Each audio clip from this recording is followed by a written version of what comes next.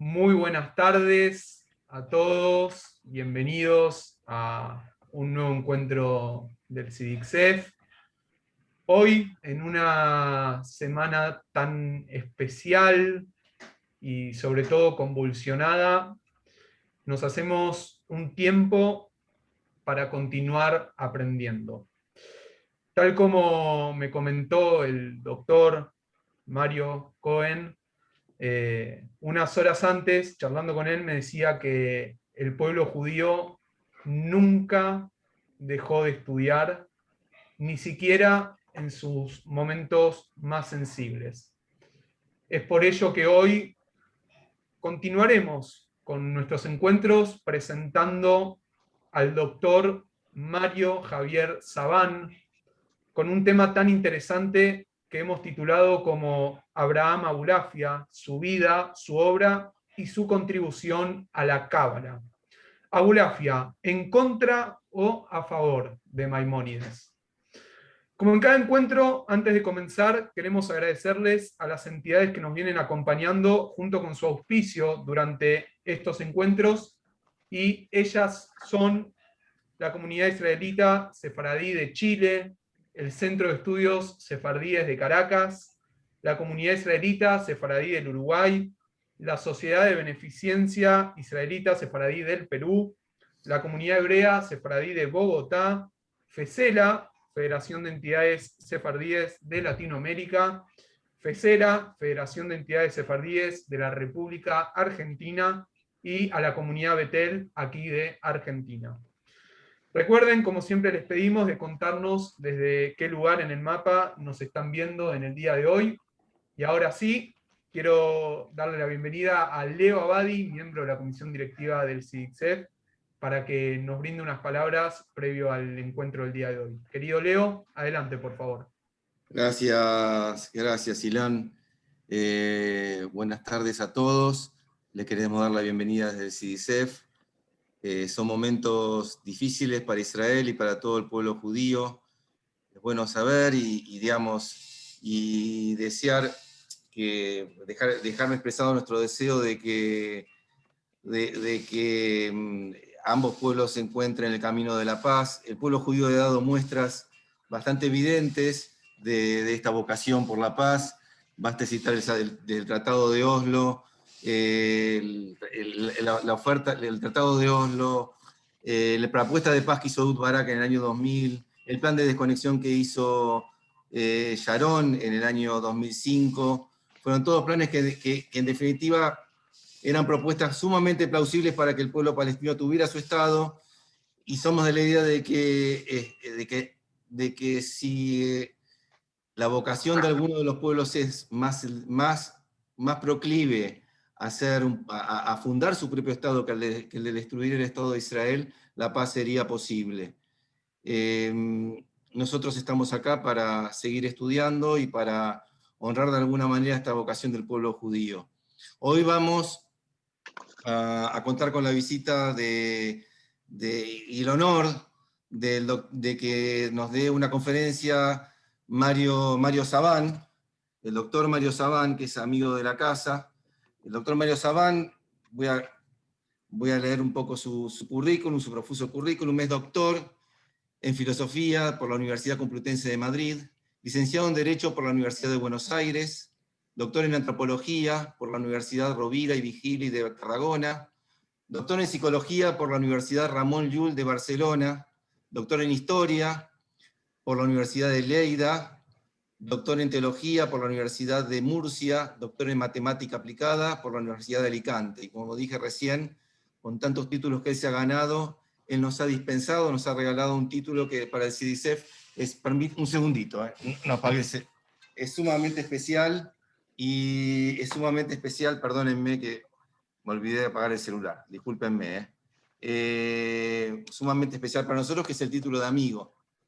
Y por eso, más allá de que esta pandemia nos ha dado la oportunidad al CIDICSEF de poder difundir la cultura sefardí, no solamente a lo largo de todo el mundo y extender a gran cantidad de personas, nosotros en relación a Mario extrañamos la presencialidad, el cariño que siempre nos ha dado, la mesa de café que compartimos cada vez que viene a Buenos Aires. Cuando Mario, Borges decía que tenía un antepasado judío que siempre se le escapaba, algo así decía Borges, y para nosotros era algo sumamente honroso, y era también una expresión extraordinaria, porque en realidad no eran muchos los que querían reconocer digamos, o explorar o sospechar acerca de su condición judía. Generalmente era algo que se quería ocultar.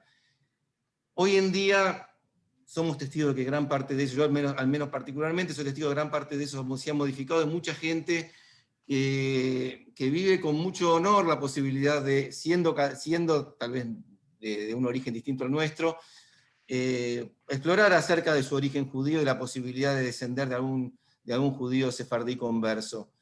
Esto tiene que ver con un proceso que se dio a partir de descubrir la historia y de reconciliarse con la historia. En el descubrimiento de la historia estuvo el doctor Mario Sabán, también el doctor Mario Cohen, investigando y escribiendo, y a partir de ahí podemos citar la profusa obra de Mario Sabán, Judíos conversos de 1990, cuando Mario Sabán iba a presentar su libro, a veces en algunos canales de televisión, muchos se sorprendían de la posibilidad de tener un origen judío, mucha gente a veces renombrada, y el hecho de que muchos próceres también pudieran descender de judíos. Bueno, esa fue la obra de Mario Sabán, Judíos conversos, Los obreros, nuestros hermanos mayores, también del año 91, Los marranos y la economía en el Río de la Plata en el año 1992. Cito algunos libros. El sábado hebreo en el cristianismo, La matriz intelectual del judaísmo y la génesis de Europa, La Merkabá, El misterio del nombre de Dios. Voy a citar los últimos tres de una lista bastante profusa que, si me permite Mario, por una cuestión de tiempo, voy a citar los últimos tres. ¿Por qué los digo? La estrategia de Satán, el mal desde la Kabbalah hebrea, Talmid Mekubal, aprendiz de Kabbalah, y Jesús y la Kabbalah. ¿Por qué cito estos tres? Porque el primero fue escrito en enero del 2021, es el antepenúltimo de los libros de Mario Sabán, Talmid Mekubal en abril, y el último en mayo del 2021. Es decir, 3 libros en 5 meses ha escrito Mario. Hoy nos va a hablar de Abraham Abulafia, su vida, su obra y su contribución a la Kabbalah. Abulafia en contra o a favor de Maimónides. Abulafia fue un pensador judío del siglo XIII que desarrolla su vida en la segunda mitad de este siglo, nacido en Zaragoza, y voy a citar tres aspectos que tienen que ver más con preguntas que vamos a hacer que con lo que va a hacer, que alguna lo va a desarrollar él. Yo solamente lo voy a titular. Por un lado, la reinterpretación que hizo de Maimónides. En segundo lugar, su condición de viajero. En tercer lugar, su vocación por popularizar el conocimiento y la experiencia de la Kabbalah.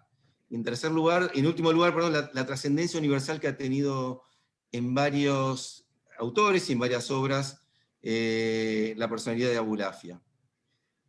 Antes de darle la palabra, lo último que voy a hacer es las próximas actividades que vamos a desarrollar en el CIDICEF. El miércoles 26 de mayo, el homenaje a Soli Levi y al grupo Gerineldo. El miércoles 2 de junio, la presentación de América Colonial Judía en un acto junto con Amigos de Israel.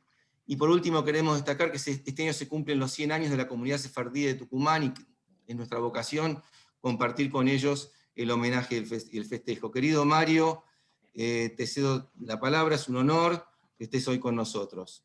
Buenas tardes. Gracias, Leonardo. Gracias por la presentación. Gracias al CIDICSEF. La verdad que estoy, porque me permite, así me dijo Ilan, ver a todos los que están entrando a participar, que no los tengo que mirar, porque si los miro me voy a desconcentrar. Estas son las directrices que he tenido, pero esto es una tentación, porque hay muchísima gente, amiga, muchísimos familiares, además que están entrando, con lo cual, claro, yo me encuentro aquí en un tema, porque si los nombro a todos no hay conferencia. Pero bueno, tampoco no puedo nombrar a nadie. Está mi señora Marisa Ventura, mi padre, está Betina también, bueno, Pablo Weinstein, mi cuñado, toda gente de Sodo, de la Escuela de Cábala. He visto a mi coautora por ahí, Gio Sarmiento. Bueno, una cantidad de gente amiga que realmente me impresiona. Así que gracias a todos los amigos y parientes y familiares. Veo a Rachel Gortnik también, me imagino desde Dallas, cuando la recibimos en Tarbut Sefarad hace tantos años. Así que la verdad que es muy emocionado de estar aquí, y en agradecimiento completo a todos los que están participando de este encuentro. Y por supuesto, qué más, ¿no? Qué agradecimiento a Mario Cohen y Pepe Menaché, que bueno, ya lo dije cuando hicimos la difusión en las redes, qué sensación tuve cuando ya desde pequeño tuve contacto con el CIDICSEF. Así que en realidad soy como un pequeño, ¿no?, cachorro, como decían los seguidores de Luria, que eran los cachorros de Lari, ¿no? Así que yo fui el cachorro de CIDICSEF, en realidad. Así que bueno, muchísimas gracias y muy agradecido. Tenemos 40 minutos, 45 minutos. Tengo que, en cierto modo, darle mucha dinámica a la presentación, porque mucha gente conoce la biografía de Abulafia, pero en general no tanto su pensamiento. Y aquí hay que hablar de la biografía, de su pensamiento y luego de su relación con Maimónides, con lo cual tenemos como 3 temas dentro de esta biografía, y sé que por los organizadores luego tenemos espacio para 10 o 15 minutos de preguntas al final. Así que, dado el poco tiempo que tenemos, la idea mía es hacer un esbozo muy rápido de la biografía de Abulafia, que reitero, mucha gente la conoce, y quiero ir directamente a la cuestión del contenido, del pensamiento, ¿no? Para terminar finalmente de analizar esa relación que tuvo el pensamiento abulafiano en relación a Maimónides, como dice el título, ¿no?, en contra o a favor. Una síntesis rápida implica tratar de saltar algunos elementos de la biografía de Abulafia. Como tú has dicho, Leonardo nació en 1240 en Zaragoza, Reino de Aragón. De ahí, aparentemente, según lo que él mismo cuenta en su biografía, estudia los primeros temas de judaísmo con el padre. Es decir, esto era muy característico de muchas familias sefaradíes en la época medieval, que estudiaban dentro de las familias, no tanto con rabinos especializados, sino que sus padres los iniciaban. Fíjate que la biografía de Maimónides coincide mucho con la de Abulafia en este punto, porque el primero que le enseña a Maimónides es su padre. Es decir, que aquí hay un elemento muy interesante, que había un gran respeto como maestro dentro de las familias, y esto es un tema a destacar, porque de muchos de todos ellos, aunque llamemos Rabí Abraham Abulafia y los denominemos Rabí, nunca se supo de estos personajes quién realmente les dio la titulación, la ordenación rabínica. Porque, según lo que dicen grandes investigadores como Moshe Idel, uno de los elementos claves que tiene el mundo sefaradí, a diferencia del ashkenazí, es de ser muy autosuficientes en el estudio, muy autodidactas. El sefaradí es muy autodidacta. En cambio, en el mundo ashkenazí tú tienes grandes líneas de pensadores, de tzadikim, que se van de alguna manera maestro-discípulo, ¿no? Entonces Maimónides puede ser un autodidacta, también Abulafia, en cierto modo. Entonces, nos situamos en 1240. Esto es algo que se conoce, pero lo que no se conoce es con qué año coincidió en el calendario hebreo. En el calendario hebreo coincide con el año 5000, y por lo tanto el propio Abulafia creía que, como comenzaba su nacimiento un nuevo milenio, él se sentía para una vocación especial. En algunos textos, inclusive, no solamente él se autodenomina profeta, sino que hay algunos textos que nos dan la idea de que podía tener algún tipo de autoconciencia mesiánica. Esto era muy habitual en personalidades que radicalizaban sus estudios de la Kabbalah. Pero lo importante es que él mismo dice que a los 18 años su padre muere. Él estudia en Tudela de Navarra, es decir, que se traslada de Zaragoza de pequeño aparentemente a Tudela, donde en Tudela hay una judería muy importante en la Edad Media, con una Talmud Torah muy importante. Ahí comienza a indagar, y en 1260, con 20 años, lee el Moreno Bujim, la guía de los perplejos de Maimónides.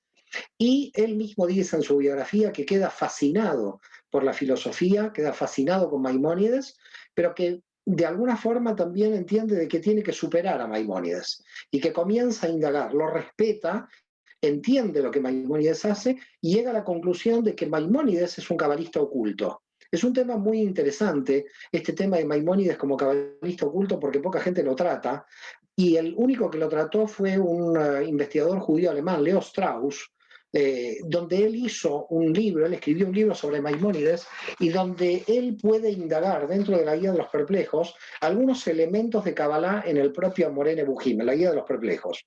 De hecho, en el libro tercero, en los primeros capítulos del libro tercero de Guía de los Perplejos, habla del misterio de la Merkabá, del Masé Merkabá. Y se llega a una conclusión, Abulafia llega a una conclusión muy interesante, ya de joven, entre los 20 y 30 años, entre 1260 y 1270, donde él dice, Maimónides ocultó que él era un cabalista porque ya con lo que él había escrito había dado lugar a mucha controversia. Es decir, realmente con todo lo que ya había escrito Maimónides se habían desatado en las comunidades judías muchas controversias y por ese motivo se sintió como de alguna manera autolimitado, si se quiere. Y Abulafia dijo, yo no me voy a limitar a escribir textos, dijo Abulafia, que hasta mi época no fueron escritos. Esto implica que Abulafia va a escribir, y de hecho lo hace, una serie de materiales que gracias a Dios algunos se salvan, otros desaparecen, y en esos materiales nosotros recibimos una disciplina dentro de la Kabbalah totalmente diferente a la Kabbalah que se encontraba hasta ese momento. Y voy a tratar de explicar de qué se trata la Cábala que propone Abulafia. Los investigadores dividen la Cábala en dos grandes ramas a partir de Abulafia, la Cábala teosófica y la Cábala extática, o la Cábala profética. La Cábala teosófica tenía que ver con el propio nacimiento de la Cábala, con la cosmovisión de cómo nació el universo, la cosmogonía. Y por lo tanto, todos los Mekubalim, todos los cabalistas, desde la Provence, del sur de Francia, bajando hasta Girona, todos, el Sefer Bajir, el Sefer Yetzirah, todos estos cabalistas siempre fueron muy cosmogónicos, tratando de explicar cómo nació el universo. Pero Abulafia va a ser el primero que baja este tema y de alguna manera lo aterriza en lo que nosotros en la Kabbalah llamamos el universo de Yetzirah. Es decir, lleva la Cábala a un aspecto psicológico, a un aspecto profético donde le da al individuo, donde le da al sujeto la posibilidad de que tenga profecía, de que existe un conocimiento intuitivo, que puede existir la Debekut, que puede existir la unidad con Dios, y por lo tanto lo que Abulafia está proponiendo es algo que realmente termina de ser muy revolucionario a la hora del propio judaísmo, que de alguna forma cierra el canon con el Tanaj. Es decir, las tres religiones monoteístas, nuestras tres monoteístas, se dividen por la aceptación de un canon. Nosotros sabemos que se cierra la Biblia hebrea y se cierra la profecía de alguna manera. Los cabalistas están en contra de esta posición de la ortodoxia, porque dicen, se cierra el canon, pero el espíritu profético continúa. Y cuidado, porque no solamente el espíritu profético continúa, porque la ortodoxia va a decir el espíritu profético se va a dar solamente en la tierra de Israel, cosa bastante contradictoria, porque tenemos un profeta como Ezequiel que tiene sus profecías en Babilonia y no en Tierra Santa, con lo cual ya hay una contradicción de la ortodoxia en proponer que la profecía no se pueda realizar en la diáspora, sino solamente en la tierra de Israel. Y Abulafia dice, puede continuar la profecía. Por lo tanto, hace un gran viaje que lo lleva 5 o 6 años de viaje, termina en Aco, en San Juan de Acre, justamente se encuentra bajando en Aco cuando los cruzados están luchando para defender Aco del final del asedio de los musulmanes que están por terminar por conquistar San Juan de Acre en 1291, está poco tiempo ahí, él quiere buscar a las tribus perdidas de Israel, se vuelve, digamos, hacia Grecia, dice en su propia biografía que en Grecia él contrae matrimonio, conoce a su mujer, de su mujer no tenemos información, pero por lo que es muy conocido es básicamente por dos cuestiones. La primera cuestión es por su enseñanza de la Kabbalah en Barcelona. En Barcelona está 2 veces en su vida, entre 1268 y 1271, antes de salir hacia Aco, es decir, está aproximadamente entre 2 y 3 años, y luego en 1280 regresa ya cuando hace su famoso intento de conversión al judaísmo del Papa Nicolás III. Aquí también hay mucho tema, porque aunque dentro de la historia quedó marcado, conceptualizado de que Abulafia intentó convertir al Papa al judaísmo, no sabemos realmente si su objetivo era la conversión del Papa al judaísmo, sino era debatir sobre temas de la Torá. no necesariamente con un intento de una conversión. Pero lo cierto es, y esto está, digamos, en la crónica, de que inmediatamente estaba por llegar, lo iban a detener, de alguna forma también se decía que lo iban a quemar vivo, y el Papa muere. Muere a consecuencia, dice la tradición de la Cábala, de técnicas meditativas que Abulafia utiliza contra sus enemigos, pero vuelve a Barcelona en 1280, está unos años en Barcelona y aquí lo va a atacar en Barcelona Shlomo Benadret, es decir, el rabino de Barcelona, que el rabino de Barcelona quiere defender la ortodoxia, y el rabino de Barcelona es un tema curioso, Benadret, porque ataca a Maimónides y ataca a Abulafia. Es decir, ataca a Maimónides porque entiende de que él dijo claramente, la guía de los perplejos, cuando uno la lee deja más perpleja a la gente. Así dijo Benadret. Y además ataca a Abulafia porque entiende que la cábala que él estaba trayendo al seno, digamos, entre los cabalistas, era una cábala que nunca se había estudiado, porque el propio Benadret era cabalista. Es decir, aquí nos encontramos con una lucha entre Benadret y Abulafia muy interesante. Benadret era cabalista, entonces, ¿por qué motivo lo declara loco al propio Abulafia? Porque Abulafia trae una serie de técnicas de meditación donde los investigadores no saben claramente si vienen del sufismo o estas técnicas de meditación vienen del grupo de Hasidei y Ashkenaz, de los cabalistas del sur de Alemania. No queda claro, pero luego vamos a ver cuáles son las técnicas que va a traer Abulafia. Lo cierto es que el rabino lo persigue, le declara loco. Cuidado con un rabino que persiga, porque claro, nosotros, a los que nos están oyendo, la gente que nos oye cree que un rabino es el señor que organiza en la sinagoga la liturgia. Esta es la idea que tenemos de rabino hoy. Rabino en la época medieval tenía derecho penal, civil, comercial, es decir, era la autoridad política y legislativa de la judería.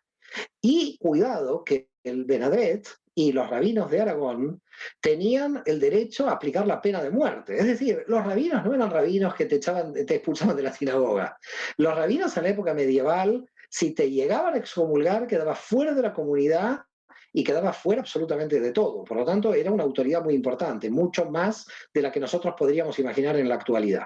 Y por lo tanto, escapa Abulafia de Barcelona, se va a Sicilia, está en Sicilia recorriendo Sicilia, pero recordemos también algo importante, que Sicilia en aquella época era también parte del Reino de Aragón.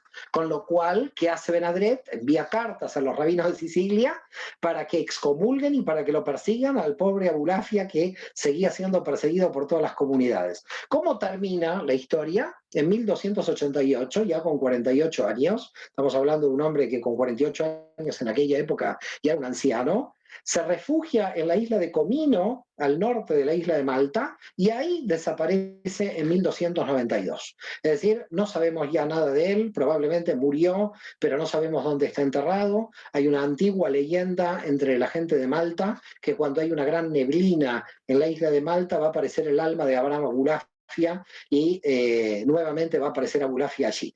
Con lo cual, esta es la historia de Abulafia y es una historia que si nosotros no hubiéramos tenido los libros y lo que Abulafia nos dejó, probablemente hubiera pasado como una persona menor dentro de la Kabbalah o de la historia judía. Pero terminó siendo un grande de la Kabbalah. ¿Y por qué terminó siendo un grande de la Kabbalah?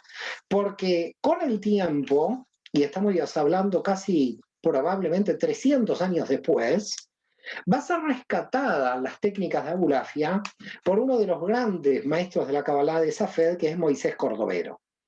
Y Moisés Cordovero va a tomar las técnicas de meditación de Abulafia y las va a instaurar como las mejores técnicas que van a tener los cabalistas para la conexión con la divinidad. Es decir, aquí Abulafia queda como reconocido oficialmente dentro de la Kabbalah en el siglo XVI por el Ramak, como lo llamamos, Rabbi Moshe Cordovero. Y Cordovero lo inserta de manera copia, podríamos decir, algunos textos que estaban solamente en manuscritos, porque recordemos también algo muy importante. Los textos en hebreo de Abulafia, que los pueden ver aquí en mi biblioteca, que son estos textos en azul, estos libros que pueden ver en azul, se publicaron del 2000 al 2010 en hebreo. Hasta el año 2000, todas las informaciones de Abulafia están en manuscrito. Es decir, que solamente conocían a Abulafia aquellos que copiaban un manuscrito y lo pasaban a un alumno o a un discípulo. Podemos decir en líneas generales que Abulafia fue un desconocido hasta las investigaciones de Moshe Idel en la década del 80, es decir, estamos hablando de hace 30 o 40 años, y hasta la aparición de los libros de Aryeh Kaplan. Así que poca gente, a no ser los cabalistas ocultos, conocían estas informaciones. Pero en el Pardes Rimonim, que sí el Pardes Rimonim sí fue publicado, en el Pardes Rimonim, como digo, Cordovero sí pone muchas de las técnicas de meditación. ¿Y qué es lo que he realizado para el CIDICSEF? He traído mi Pardes Rimonim, que lo tengo aquí, para que les muestre, claro, porque explicar esto es imposible en una conferencia, pero vamos a intentar explicar alguna cosa. He traído algunas de las meditaciones del Pardes Rimonim de Abraham Abulafia para que las puedan ver aquí. Esto, por supuesto, hay que explicarlo mucho porque no es tan fácil lo que están viendo, pero para que puedan ver las técnicas de meditación de Abulafia, que sobre todo utiliza el método circular del cual vamos a hablar.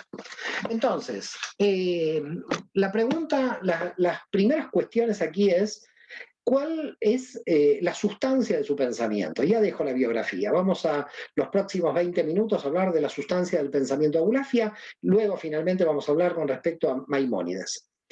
La sustancia del pensamiento de Abulafia es: existen velos detrás de la materia, donde detrás de la materia todo es energía. Esto lo saben todos los que estudian Kabbalah. Detrás de la materia todo es energía. Detrás de la energía hay información. Por lo tanto, detrás de la energía, cada energía está compuesta por información. Es decir, ¿qué es lo que hace la materia? La materia revela energía. ¿Qué es lo que hace la energía? La energía revela información. Por lo tanto, lo que hay de base en la estructura del universo es información. Y por lo tanto, como hay en la estructura información, nosotros tenemos que acceder a esa información para poder manipular las energías y la materia. Es decir, lo que viene luego, que es energía y materia, son revestimientos solamente de la información. ¿Cómo llegamos a esa información siendo nosotros cuerpos de materia? Pero nuestra alma tiene diversos niveles. Hay en el alma niveles de desmaterialización de la materia. Es decir, en el alma, dentro de la Kabbalah, sabemos claramente que tenemos un nivel material, que estaría aquí, que es el nivel de Nefesh, que sería el cuerpo. Pero la pregunta es, ¿qué pasa aquí, en el nivel de Ruach? En el nivel de Ruach, la pregunta es, ¿dónde está la amistad en la materia? ¿Dónde se puede ver la amistad en la materia? Es decir, si alguien quiere comprar la amistad, no la puede comprar en el almacén, en el súper, porque es un intangible. Ese intangible es un sentimiento y un pensamiento en la psique del individuo, es un inmaterial. Y por lo tanto está en el Ruach, en el nivel de Ruach, en el nivel de la psique. Pero detrás de la psique está el nivel de la Neshama.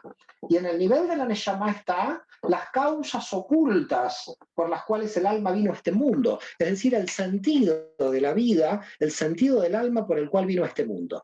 ¿Qué se encuentra en la Neshama y qué se encuentra más adentro de la Neshama, en los niveles más altos? Se encuentra información.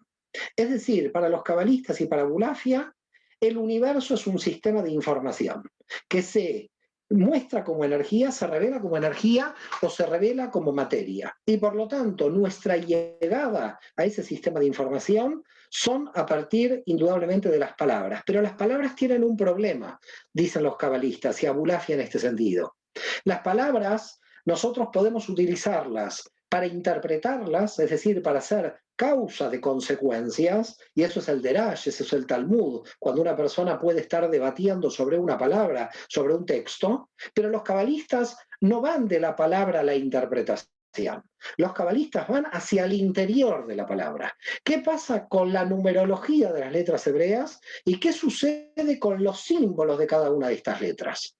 Es decir, para los cabalistas no hay que interpretar la palabra como causa de consecuencias interpretativas, sino que en realidad la palabra ya es una interpretación que está ocultando niveles de información anterior que son las letras. Y cada una de estas letras, en su simbología y en su numerología están mostrándonos el sentido original de por qué esa letra nació. Ustedes saben que las letras hebreas nacen de símbolos antiguos del protocananeo. Por lo tanto, la pregunta es, ¿esos símbolos de estas letras nos están dando información? Recordemos algo muy importante que es la propia palabra símbolo. ¿Qué quiere decir simbolain? Simbolain quiere decir unión, unificación. Porque cuando yo percibo un símbolo, tomo conciencia de una realidad, de un sentido que el símbolo me está produciendo sobre mí. Es decir, la liturgia, sea cristiana, sea islámica, sea judía, toda liturgia tiene una serie de símbolos para activar una conciencia de revelación. Por lo tanto, ¿qué es el símbolo? El símbolo revela algo que está oculto y me une a lo inmaterial que está detrás del símbolo. Hay algo inmaterial detrás del símbolo que yo no puedo acceder y que por lo tanto solo a partir de ese símbolo, con lo cual el símbolo me da información solamente por su propia existencia. Pero las palabras estructuradas sobre estos símbolos están estructuradas sobre una lógica que no es la lógica del Derash, no es la lógica de la interpretación. ¿Y cuál es la lógica? Y entonces ahí encuentra la Kabbalah lo que es el pensamiento circular. Y vamos a hacer un análisis para que ustedes puedan ver rápidamente lo que es un pensamiento circular. En el pensamiento lógico, yo puedo hacer este símbolo y voy a decir, esto no es igual a esto, esta flecha es opuesta. Esto sería la lógica de nuestro pensamiento, ¿ok? La lógica de nuestro pensamiento es que si esta flecha va para un lado y esta flecha va para el otro, indudablemente no son iguales. Yo no puedo decir que estas son iguales. Esto es imposible. Pero desde la lógica circular de Abulafia, es posible que esto sea igual. Ahora, la pregunta es, ¿pero qué esto es magia? ¿Cómo es posible que esto que claramente se puede ver aquí, que es diferente, esto pueda llegar a ser igual? En el sistema circular, si nosotros ponemos esta flecha aquí, y esta flecha la empezamos a hacer circular, esto va a quedar así, de manera circular. No sé si lo pueden ver. Es decir, en el círculo, esto es igual a esto. En el círculo, esto que en la lógica es contrario a esto, en realidad es lo mismo. Por lo tanto, el bien y el mal son fuerzas que pertenecen a una energía única, solamente que los contextos están cambiados. Y por ese motivo el Nahash, que es la serpiente, numerológicamente 358, tiene la misma numerología que el Mesías, 358.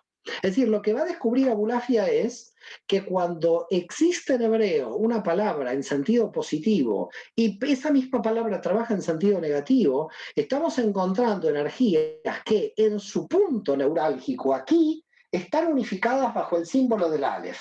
Es decir, ¿qué es la Aleph entonces? La Aleph es un sistema circular. Fíjense la Aleph, que si nosotros ponemos la Aleph tenemos la Yod aquí arriba y la Yod aquí abajo.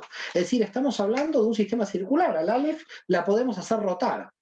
Al encontrar la circularidad del hebreo y la circularidad, se encontró de que todo nuestro sistema de pensamiento debería ser circular. Es decir, que el bien y el mal están operando en el mismo círculo de acuerdo a la perspectiva de ese círculo. Por lo tanto, si yo voy esta energía situándola en un sitio que no le corresponde, termina siendo mala. Pero no es una energía mala, pero tampoco es una energía buena. Con lo cual, ¿qué descubren los cabalistas, y Abulafia en particular? De que existe en la simbología del hebreo una, podríamos llamar una traducción de elementos físicos, de la física, de la energía, de cómo se compone el universo. Y por lo tanto, a donde nosotros nos acercamos es a entender desde el hebreo la circularidad del hebreo. Y entonces se toma, por ejemplo, la palabra, vamos a poner una palabra, vamos a hacer pequeñas palabras, porque si no, si estamos con Abulafia, yo recuerdo que hace unos años impartí un seminario de 8 horas de Abulafia, con lo cual la gente termina, porque cuidado cuando empezamos a rotar, voy a rotar poco, para que la gente no termine enloquecida con esta conferencia. Si no, además la señora Graciela Teva me puede llegar a... Entonces, fíjense esta situación, ¿no? La palabra Ein. La palabra Ein en hebreo es 1 más 10 Yod más 50, que es la Nun. La palabra Ein quiere decir nada, Ein Sof, no hay final. En esta posición existe la palabra Ein. La Aleph es el punto de circularidad, con lo cual no rotaría. La Aleph queda como punto en el círculo. Ahora vamos aquí, la Aleph no la dejamos rotar, pero sí rotamos entonces la Yod y la Nun, que son las más materiales del sistema, porque la Aleph es el punto de circularidad del sistema. Y aquí tenemos la palabra Ani, que la palabra Ani en hebreo es yo. ¿Qué quiere decir? Que yo soy nada. Nosotros no somos yo, nosotros somos yo porque estamos viéndonos aquí en el círculo. Pero si nosotros empezaríamos a rotar dentro del círculo, nos encontraríamos que seríamos nada. Y la nada, cuando vuelve a rotar, se encuentra otra vez en Aní. Aquí nos encontramos con muchísima cantidad de palabras que en hebreo van circulando y van teniendo el mismo efecto, lo cual llegamos a la conclusión que en cierto modo lo que descubre Abulafia es un secreto dentro de la gramática hebrea. Por eso la Kabbalah se puede denominar una filosofía de la gramática hebrea, porque en realidad está trabajando numerológicamente con energías que están derivadas de esas letras. Vamos a otra palabra para dar otro ejemplo. La palabra Aleph Taf. Esta palabra Aleph Taf, en general, si le ponemos el signo de más, es la palabra Ot. El signo más siempre en Cábala es la Baf, que es la Y. Esto es Ot. ¿Qué quiere decir Ot? Otiot. Esto quiere decir letra. Es decir, que letra es una palabra muy curiosa, la palabra letra, porque la palabra letra es del Aleph a la Taf, de la primera letra a la última letra es la palabra letra, con lo cual ya hay una cosa muy rara en la propia palabra letra. Ahora rotemos la palabra letra, demos vuelta aquí. Aquí la Aleph no juega como circular porque está dentro de la sustancia. Y entonces aparece la palabra to o la palabra ta, que es célula. Entonces la célula tiene dentro información como la letra. Y cuando nosotros aprendemos algo, es decir, insertamos la letra dentro nuestro, estamos cambiando a nivel celular. Lo que descubre Abulafia es lo que los cabalistas franceses de principios del siglo XXI descubrieron, lo que se llama biohermenéutica. Biohermenéutica implica que a medida que tú vas estudiando y van entrando nuevas ideas, esas ideas van cambiando la naturaleza genética de la persona, va cambiando el sistema, va creando dopamina, va creando elementos químicos dentro. Es decir, no es que solamente el elemento químico crea la felicidad, sino que la felicidad es la que produce los elementos químicos. Lo que está diciendo Abulafia en el siglo XIII es que mientras nosotros tengamos una comprensión mayor del sistema de información, estamos llegando a niveles del alma que no se han revelado en los niveles inferiores. Es decir, los niveles superiores del alma pueden detectar cuestiones o energías que en el potencial nosotros no sabemos que tenemos. Por lo tanto, nuestra alma, desde el punto de vista de la Kabbalah y de Abulafia, es mucho más potente de lo que nosotros podemos llegar a comprender. Y la potencia no la podemos desarrollar por nuestras propias limitaciones mentales, al no poder comprender la circularidad del sistema y al quedarnos en un sistema de bien o mal, en un sistema dual. Y fíjense que el sistema dual, es decir, lo contrario del símbolo, que es con lo que trabaja Abulafia, el símbolo con las letras hebreas, es el diabolos. El diabolos es la división. Es decir, cuando se habla de alguien que está en una posición de diablo, es que está rompiendo el símbolo, está rompiendo la conexión con la conciencia de la matrix divina. Por lo tanto, si yo tengo una conciencia con la matrix divina, utilizo el símbolo para captar una energía desde la matrix. Pero cuando se acaba el símbolo, cuando se termina, cuando se rompe el símbolo, cuando entramos en un conflicto entre dos o entre más, entramos en lo diabólico, en el diabolos, en el que está dividiendo. Y una cuestión también interesante por los cuales Abulafia trabaja el tema simbólico es que si el símbolo une, nosotros tenemos que la conexión de unión es Dat. Dat es la conciencia de unidad. Por lo tanto, ¿qué está buscando la Kabbalah? Está buscando la raíz que entre el bien y el mal tiene que haber una conciencia de unidad. Y por lo tanto, si encontramos esa conciencia de unidad, si supiéramos conducirnos dentro de esa circularidad, podríamos permanentemente rectificar hacia el bien cuestiones que no deben ser anuladas. Por eso dice el Talmud y toda la tradición judía, el Yetzer Hará no hay que anularlo. Esto mucha gente no lo entiende. ¿Cómo la tendencia al mal no hay que anularla? Esto Uno quiere luchar contra su tendencia al mal, deberíamos ir contra ella. Los cabalistas dicen, no hay que anularla. ¿Cómo no hay que anularla? No, hay que transmutarla, hay que cambiarla dentro del círculo, porque no vamos contra esa energía, vamos contra la posición que tiene esa energía dentro del contexto. Por lo tanto, hay que cambiar la posición. Entonces, Abulafia dice, ¿qué técnicas de meditación puedo establecer para realizar todo este tipo de cuestiones? Vamos ya a lo que llamaríamos la cábala práctica de Abulafia. Es decir, ¿cómo llego, digamos, a esa conexión o a esa iluminación con la divinidad? En principio, no conocemos el nombre de Dios. Dice el nombre de Dios, aparentemente lo hemos perdido. Ok, si el nombre de Dios lo hemos perdido, queda una opción, vocalizar el nombre de Dios con todas las combinaciones vocálicas. Y si hacemos una combinación vocálica absoluta de todas las combinaciones vocálicas posibles con el nombre de Dios, una tiene que ser la que decía el sumo sacerdote en el templo de Jerusalén. Con lo cual, en algún momento vamos a nombrar a Dios en su esencia, tal como lo nombraba el sumo sacerdote. Por lo tanto, él tomó todo lo que ya dentro de la Cábala y del Yetzirá y de libros anteriores se sabía que eran las vibraciones energéticas de las vocales hebreas. Cada una de las vocales hebreas se corresponde con una dimensión y en consecuencia cada vez que vocalizaba un nombre de Dios, nosotros nos encontramos relacionando unos nombres de Dios en relación con una dimensión específica del alma humana.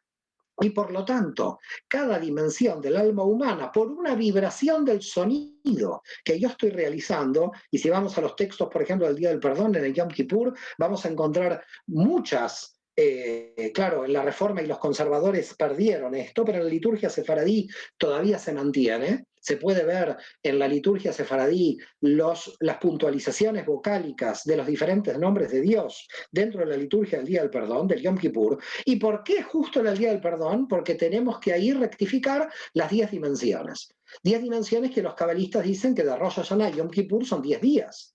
Por lo tanto, tenemos que rectificar en esos 10 días, del día del Año Nuevo al día del perdón, cada una de esas dimensiones. ¿Cómo las rectificamos? Tenemos que mover la vibración energética según la vocalización que podemos hacer de cada sefirá. Y por lo tanto, entonces, Abulafia adapta técnicas de meditación y rotación de la cabeza, hace rotaciones de la cabeza, de acuerdo a cada una de las vocales hebreas. Con lo cual hace movimientos corporales de vibración de las vocales hebreas, y cada una de estas vocales va nombrando a una de las palabras del nombre de Dios, y esto se llama las técnicas de meditación con el nombre de Dios de Abulafia, que por supuesto, como dijimos antes, también por supuesto Cordovero y los cabalistas que le siguieron lo hicieron. Pero hay un tema que probablemente si alguno pertenece aquí a la comunidad hebrea se quedará un poco sorprendido o irá al rabino y se va a quejar, pero lo tengo que decir porque es una técnica de Abulafia y no me la puedo. Yo la incorporé, no la divulgo, es la primera vez que la voy a divulgar, así que si Dixef voy a divulgar una cuestión muy privada mía, que tiene que ver con una técnica de Abraham Abulafia, que se llama la contemplación del hilo azul del talit. Claro, la gente judía en general va a decir, ¿qué hilo azul del talit? El talit tiene solamente flecos blancos. El talit tiene flecos blancos porque los rabinos decidieron sacar un fleco azul que era muy importante. ¿Ok? Y la justificación por la cual sacaron el fleco azul, he traído el talit para que puedan ver mi fleco azul, aquí lo tienen, uno de los flecos azules del talit, ¿ok? Que este fleco azul implica la contemplación del Dios de la Merkabá. Dado que la Merkabá que se le presenta a Moshe en el monte Sinaí es azul de zafiro, ¿ok? Los rabinos a lo largo de la historia anularon este fleco azul diciendo de que este fleco azul no podía estar porque el molusco, el giratzón, de donde viene este fleco azul había desaparecido y por lo tanto no sabemos exactamente cómo se tenía que hacer. Pero en el Talmud dice que el talit tiene que estar con el fleco azul. Solamente la interpretación rabínica posterior lo anuló. ¿Cuál es la importancia, digamos, del fleco azul más allá del problema entre los rabinos y la Kabbalah? Que cuando tomamos el fleco azul y estamos contemplando a la Merkabá, tenemos la posibilidad de nosotros ascender al nivel de la Merkabá. ¿Y qué quiere decir ascender al nivel de la Merkabah? Quiere decir que en un estado muy profundo de meditación podemos contemplar la Merkabah. ¿Y qué quiere decir contemplar la Merkabah? Contemplar la Merkabah quiere decir tener un nivel de información equivalente al nivel de la profecía y por lo tanto poder estar a la misma altura que cualquier profeta. Inclusive los sabios de la Kabbalah, y esto posteriores a Eulafia, van a decir que existen profetas en Israel, y lo dijeron así muchos, por ejemplo, frente a Isaac Luria, que sobrepasaron el nivel de la profecía de Moisés. Y aquí voy a entrar en ese debate que es Abulafia Maimónides. Porque lo que va a realizar Maimónides es estos 13 principios de la fe, que lamentablemente la gente judía los confunde como principios de la fe del judaísmo. Los 13 principios de la fe de Maimónides no son 13 principios de la fe del judaísmo, son 13 principios de Maimónides. Porque en el judaísmo a lo largo de la historia, cada rabino tuvo la idea de, cada uno de ellos creó un sistema de principios. Para Hasdai Crescas, los principios de la fe judía eran 6, no eran 13. Para Yosef Albo los principios de la fe eran 3, no 6 ni 13. Quiere decir que cuando nosotros el día de Shabbat en la liturgia repetimos los 13 principios, por favor, lo que hay que explicarle a la gente que son 13 principios de Maimónides, no son del judaísmo. Pero la gente judía los entiende como del judaísmo, porque se los ha puesto ahí. Fíjense todos los problemas que causan estos 13 principios. Uno de los principios es que una persona judía como principio tiene la espera del Mesías. Quiere decir que una persona judía nace de vientre judío, pero es judía por vientre judío, aunque no crea que venga el Mesías. Con lo cual, los 13 principios de Maimónides, ¿por qué se han creado? ¿Por qué los creó Maimónides? Porque en la apologética medieval en Sefarad, como la dogmática la dominaba el cristianismo, es decir, la Iglesia Católica tenía dogmas de la fe, cuando había debates con el cristianismo, los rabinos no sabían cuáles eran los dogmas de la fe judía.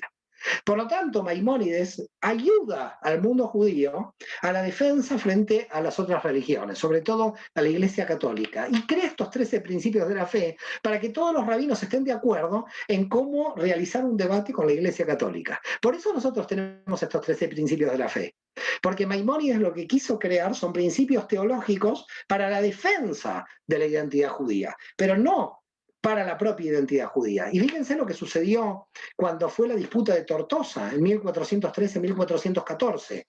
En 1413, la Iglesia llamó a más de 23 rabinos a ese debate porque querían discutir los principios de la fe. Y como todos los rabinos tenían principios de la fe judías diferentes, la Iglesia terminó el debate diciendo hemos derrotado el judaísmo, porque se peleaban entre los rabinos cuáles eran los principios de la fe. Y al pelearse entre ellos, la Iglesia podía demostrar de que el judaísmo estaba en el error, porque ni los propios rabinos se ponían de acuerdo en defender los principios de la fe. En definitiva, la libertad de interpretación rabínica condujo, podríamos decir, a una derrota teológica en 1414. Por lo tanto, ¿qué tenemos aquí? Tenemos que Abulafia se sentía heredero directo de las enseñanzas de Maimónides porque entendía que Maimónides había sido, punto uno, un cabalista oculto. Segundo, que la guía de los perplejos de Maimónides era un análisis profundo del secreto del Masé Bereishit, que no toca el Masé Merkabah, porque aunque habla del Masé Merkabah, Maimónides no lo profundiza, y por lo tanto él dice, yo llegué a la Kabbalah por Maimónides.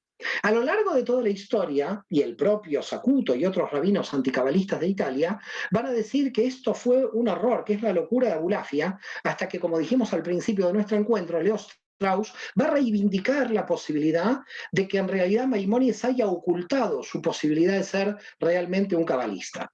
Por lo tanto, ¿tiene un enfrentamiento Abulafia con Maimónides? A mi modo de ver, no tiene un enfrentamiento, porque Maimónides, al ocuparse del Masé Bereishit, no se ocupó de Masé Merkabah, que Abulafia sí se ocupó de Masé Merkabah como contemplación subjetiva para elevar los niveles del alma hacia la divinidad. Es decir, podríamos decir que estuvieron en áreas diferentes. Mientras Maimónides operaba en la teosofía clásica, en la cosmogonía, Abulafia opera podríamos decir, en un sector de la Kabbalah totalmente nuevo, que él prácticamente inaugura, que es el alma, lo subjetivo, Hay que recordar que en la historia europea lo subjetivo va a aparecer el centro del sujeto con el Renacimiento. En la Edad Media era totalmente teocéntrica, no antropocéntrica. Abulafia va a ser un antropocéntrico en la Edad Media. Le va a dar una importancia al alma subjetiva al punto que, como llegó a decir él, el Mesías es tu alma, el Mesías está en tu interior, desactivando un Mesías exterior que te venga a salvar. Por lo tanto, lo que nosotros tenemos en Abulafia es una novedad, una originalidad en el campo de la mística, una mística que podríamos llamarla, hasta yo me arriesgaría a llamarla racional, porque Abulafia no abandona la racionalidad, solo que entiende que hay una metarracionalidad derivada del análisis circular de la realidad. Y este análisis circular lleva a la profecía. La diferencia entre el éxtasis oriental con el éxtasis que plantea Abulafia es que llegar a la profecía dentro de la tradición de la Kabbalah implica un control del alma para poder alcanzar la luz. En cambio, en Oriente no hay control del alma, hay un éxtasis donde la persona se puede descontrolar. Es decir, el medium se descontrola, el profeta no se descontrola. El profeta está realizando un trabajo consciente de conexión con la divinidad. No pierde nunca la conciencia, al contrario, la expande. Por lo tanto, tenemos dos conceptos diferentes entre la espiritualidad que plantea Abulafia en la Kabbalah y la espiritualidad oriental de India y China. La espiritualidad de Abulafia tiene que ver con una expansión del nivel de conciencia, hay aumento del nivel de conciencia, no hay pérdida de la conciencia. En cambio, en la mediunidad, en los éxtasis de otro tipo, de otras espiritualidades, a veces se confunde la mediunidad o pérdidas del nivel de conciencia. Bueno, me he pasado casi 45 minutos, yo podría seguir hablando. Muchísimas gracias a todos y bienvenidos a las preguntas. Gracias a vos, Mario, mientras que aprovechás para tomar un vaso de agua porque nos has dado una clase magistral. Quedamos como atónitos del otro lado, sorprendidos con todo lo que estamos aprendiendo. Tengo que confesarte que es la primera vez en mi vida, con casi 25 años, que veo un talit con un tzitzit azul. Nunca en mi vida había escuchado siquiera hablar de este tema. Así que me quedé como gratamente sorprendido. Quiero contarte, Mario, brevemente desde dónde nos estuvieron viendo en el día de hoy para que veas que hemos llegado a varios rincones del planeta. Nos han estado viendo desde Chile, desde Fort Lauderdale, también en Estados Unidos, desde Tarragona, desde Madrid, Laponia, desde San Sebastián, desde Montevideo, en Uruguay, North Carolina, en Estados Unidos, Cochabamba, Bogotá, México, Texas, Venezuela, República Dominicana, Paraguay, me están escribiendo ahora acá por el chat, no se me enojen si no los leo a todos, Sevilla, Perú, California, Tucumán, desde aquí en la Ciudad Autónoma de Buenos Aires, en la provincia de Buenos Aires, desde Salta, así que Barcelona, Atlanta, realmente hemos tocado muchos puntos y estamos muy felices de que así sea. Antes de pasar a la pregunta, hago una mini aclaración porque muchos me estuvieron preguntando por el chat. Esta charla queda grabada, esta charla va a estar subida al Facebook del CIDICSEF y también va a estar en YouTube buscando CIDICSEF. Van a poder encontrar en el día de mañana la charla o la pueden solicitar también por mail. Mario, me hicieron una pregunta que me resultó bastante interesante, que me preguntan ¿qué unión tiene la Cábala con el psicoanálisis? ¿Hay alguna unión? Bueno, en verdad hay muchas uniones. Yo te diría que lo que sucede con la Kabbalah a lo largo de la historia es que los que podemos decir que realmente trabajaron un estudio pre-psicoanálisis, porque llamemos siempre que psicoanálisis o psicología es siempre siglo XIX, ¿no? XVIII-XIX, pero realmente es el movimiento hasídico, el hasidismo.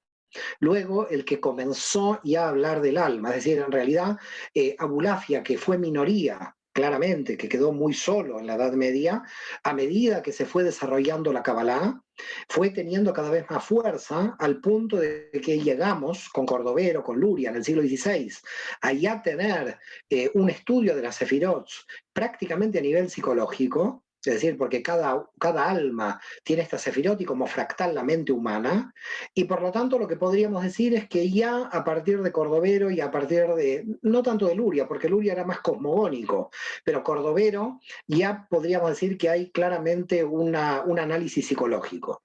Y ni hablemos del hasidismo, porque el hasidismo sí ya va por todas a la cuestión psicológica, a la cuestión del tikkun, ¿no? De la teshuvá y del tikkun.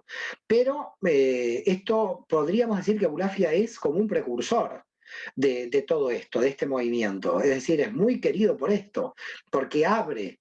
Él mismo dice que estudió con otro cabalista anterior. Yo tengo su libro, todavía no lo he estudiado, que es un exégesis del Sefer Yetzirah de Yehudá de Barcelona.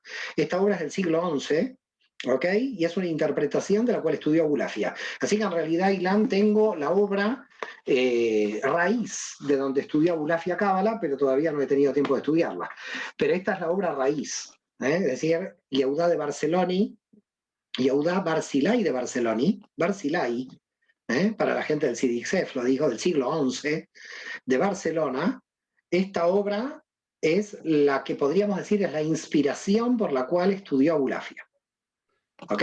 Entonces, una relación total con la psicología. De hecho, un libro mío, el de Editorial Kairos, es un análisis de cada una de las escuelas de psicología en relación con la Kabbalah. Porque lo que la Kabbalah tiene es que prácticamente te diría que abarca todas las escuelas al analizar cada sefirá. Porque desde cada sefirá tenés, mira, constelaciones familiares, psicodrama, Netzach, la palabra hablada en el lenguaje, Od, tenés prácticamente todas. Entonces es un estudio holístico, pero es una holística organizada. Es un poco lo que Ken Wilber va a intentar hacer con la psicología transpersonal, pero que lo tiene que hacer prácticamente solo como sistema, y la Cábala lo tenemos como sistema desde el siglo XIII. Tenemos una gran ventaja, en cierto modo, porque tenemos 7 siglos ya donde tenemos pensadores que analizan en términos que yo te diría un poco más profundos que la psicología clásica, porque la Kabbalah descentralizó.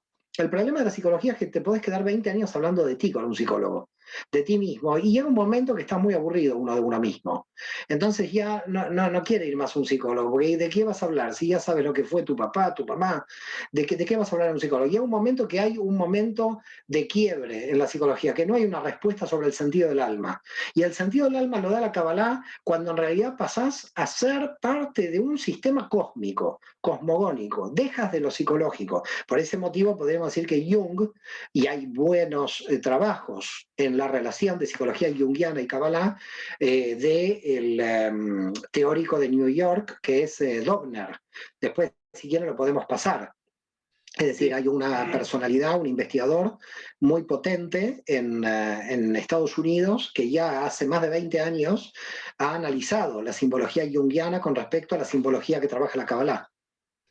Vos sabés, Mario, que una de las cosas que hacemos desde el CIDICSEF, buscamos la transmisión de una cultura milenaria y tratar de mantenerla más viva que nunca, y siempre me interesa cuando la gente pregunta por los libros. Y en este caso, una de las preguntas que me llegó dice si hay algún libro o material para poner en práctica las meditaciones de Abulafia. ¿Tenés alguna recomendación para hacer?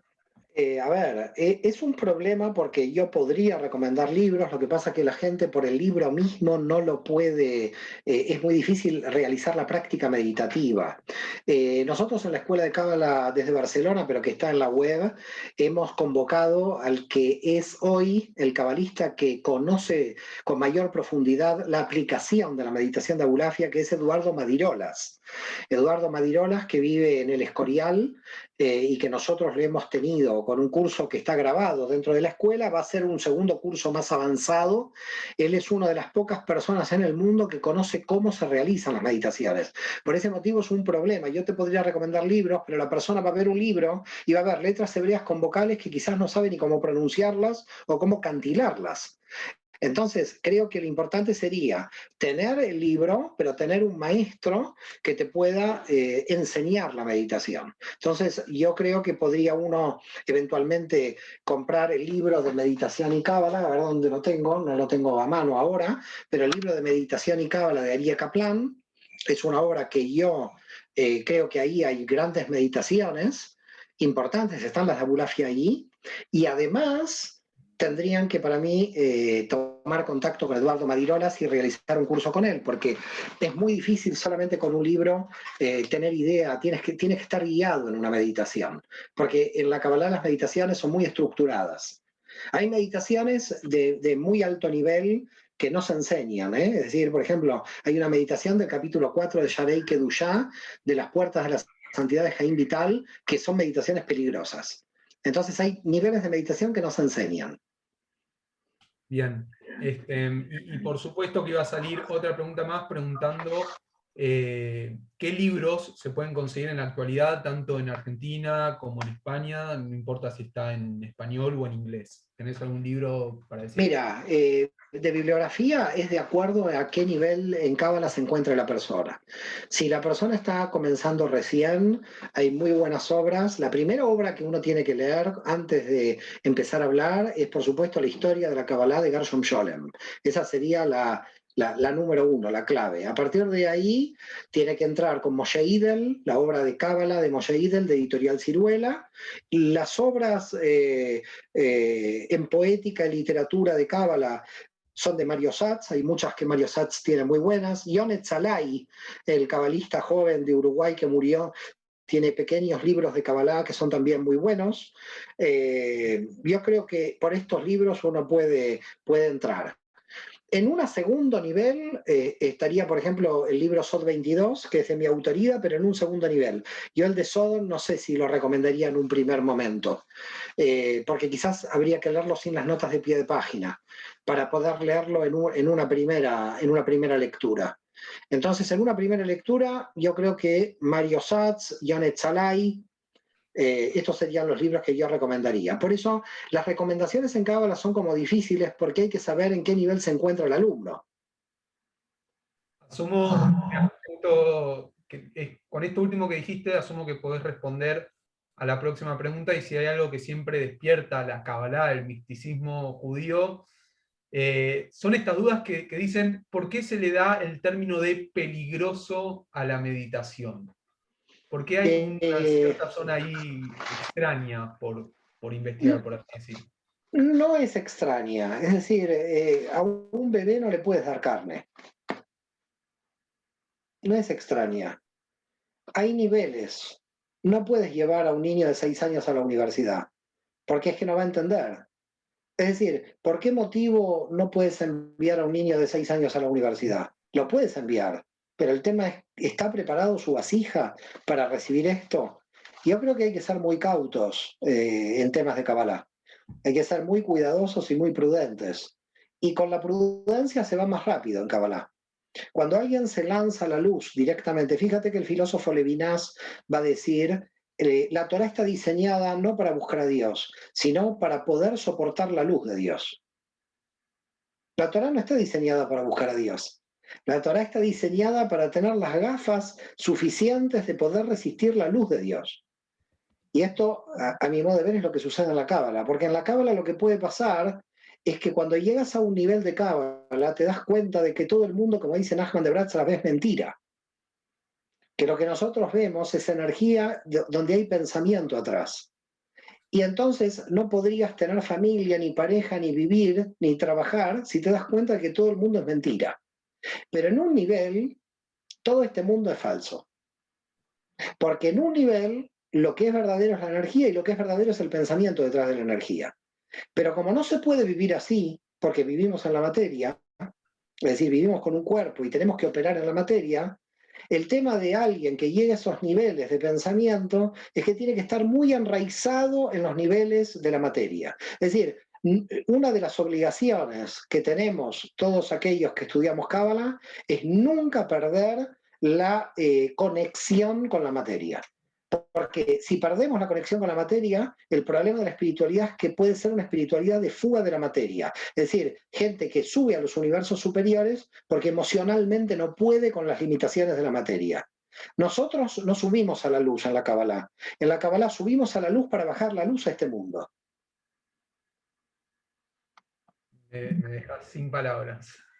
me quedo me quedo sorprendido porque estoy tomando nota de cada cosa de las que decís, Mario, porque para mí es un gusto. Voy a hacer un pequeño stop en este ida y vuelta para darle la palabra breve, como habíamos hablado, a José Menayé, a ver si puede prender el micrófono, y le estoy pidiendo si puede activarlo, que quería hacerte una consulta. José, si me estás escuchando, Sí, sí, no, sí me adelante, por escucho. favor. Estoy difónico, ¿se me escucha? Sí, sí, se te escucha. Bueno, en primer lugar quiero saludar con todo cariño a Mario Sabán y agradecer la honra que nos hizo a Mario Cohen y a mí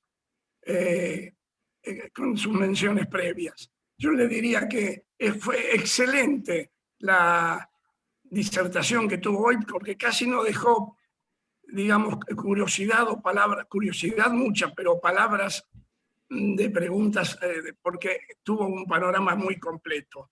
Yo diría, para hacerlo con uno de los títulos de Abulafia, que hoy nos trajo Or Asegel, la luz desde su intelecto. Y como él ha dicho, que fue un cachorro del CIDICSEF, les diría que, bueno, realmente también luego vino otro cachorro, que es otro Mario, o sea que tenemos dos Marios y que han llegado a un nivel importante con instituciones como el Tarbut en España, que has traído tú con el CICEF aquí, y casi sin decirlo, pretender un barniz de cabalístico, decir que han llevado toda una energía superior para superar épocas previas donde todo era más difícil.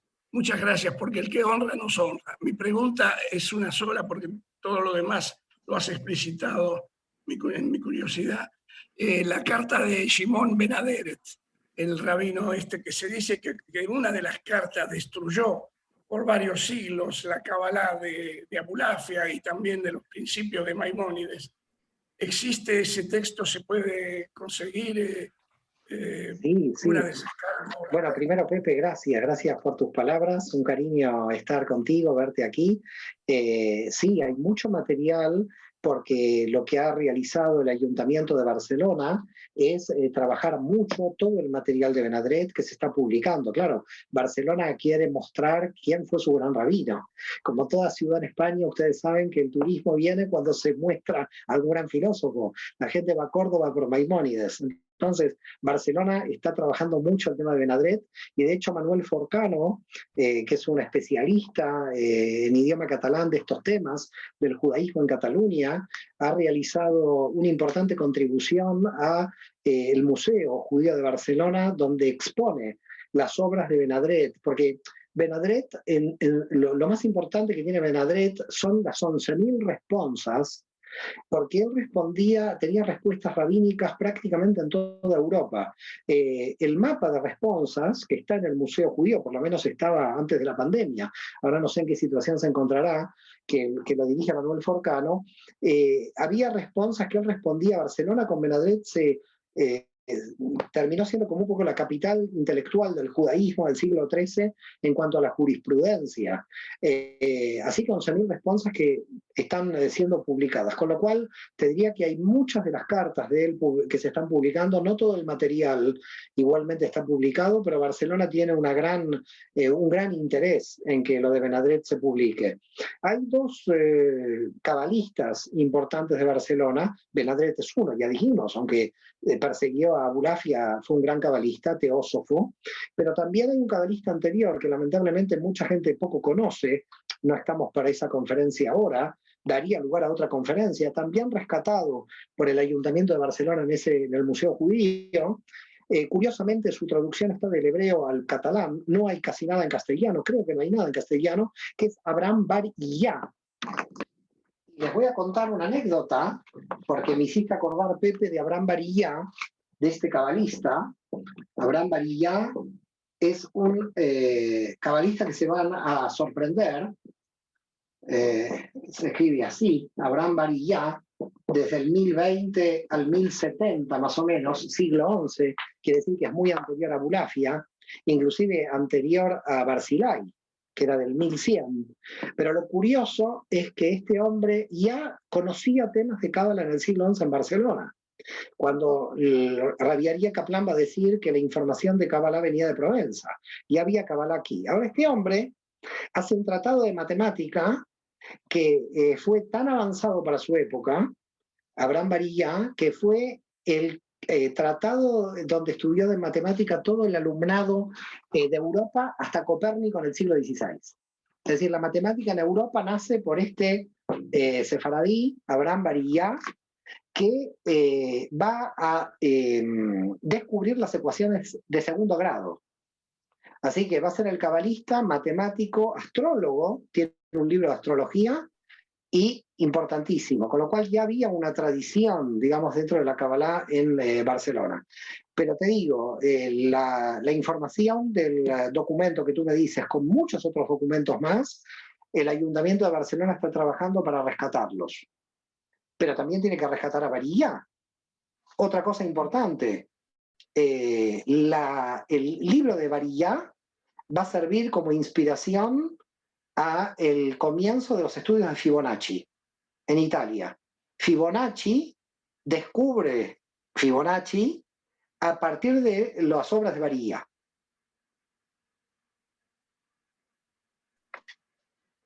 Bien. Mario, me voy a quedar con una última pregunta que me enviaron para hacerte. Quiero contarles a todos que hoy estamos con un poco menos de tiempo, porque dentro de un rato va a haber un acto central aquí en Argentina, obviamente por los sucesos que están aconteciendo allí en Medio Oriente, que involucran a Israel. Así que por eso hoy estamos un poquito más puntuales que nunca. Siempre nos estiramos un poquito más, pero hoy vamos a acompañar ese acto central. Mario, la pregunta que me hicieron, si la puedes responder brevemente, es, un segundito que me la anoté acá, dice si Abulafia tuvo influencia en el movimiento hasídico. Absolutamente, absolutamente tuvo influencia. Lo que pasa es que sucede una cosa misteriosa en el movimiento hasídico que va a dar lugar a un problema en la ortodoxia judía que no lo tuvimos en Sefarad. En Sefarad los grandes pensadores estudiaban a los pensadores islámicos, a los filósofos griegos, Maimónides estudiaba a Aristóteles. En cambio, lo que va a hacer la ortodoxia judía ashkenazí con el hasidismo va a prohibir a los judíos leer autores no judíos. Va a prohibir leer filosofía griega, va a prohibir la astrología, va a prohibir la astronomía, con lo cual yo te diría que hay una diferencia muy grande entre los pensadores de Sefarad y los pensadores que después se van a dar en Ashkenaz. Se va a cerrar mucho el judaísmo con la ortodoxia en Ashkenaz solamente a las fuentes judías, cuando en realidad en Sefarad había abarcaban, para llamarlo de alguna manera, todas las ciencias. Y la Kabbalah se cierra dentro de la ortodoxia con el hasidismo a solamente la cuestión litúrgica o a la cuestión psicológica, si quieres, pero pierde esa amplitud que tenía con todas las disciplinas que tenía en Sefarad.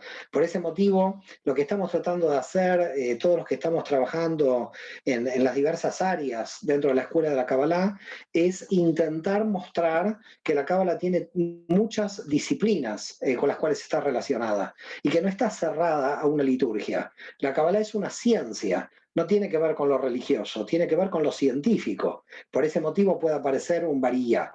A partir del siglo XVIII, el hasidismo cerró la posibilidad de que nosotros comprendamos la Kabbalah de manera más universal. Pero, ya ves, a fines del siglo XX, con los movimientos de Lightman, con los movimientos de Berg y con los movimientos grandes de Kabbalah, nuevamente volvió a ser universal.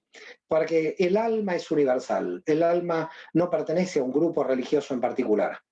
Muchísimas gracias a todos y un placer muy grande estar nuevamente después de tantos años con el CIDICSEF. Gracias, de verdad, muchísimas gracias, Mario. Nos has dado una bocanada de aire que realmente no tenés idea lo importante que ha sido el encuentro de hoy, lo valorado que es el encuentro de hoy, más que nunca en estos tiempos.